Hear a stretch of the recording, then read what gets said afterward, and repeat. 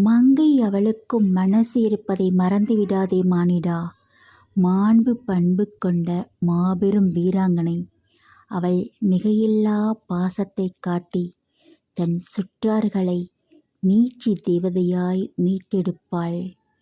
முற்போக்கு சிந்தனையுடன் செயல்பட்டு மூர்க்க குணம் கொண்டவர்களை கையாள்வதை பார்த்தால் மெய்சிலிர்த்து போகும் நம் இதயங்கள்.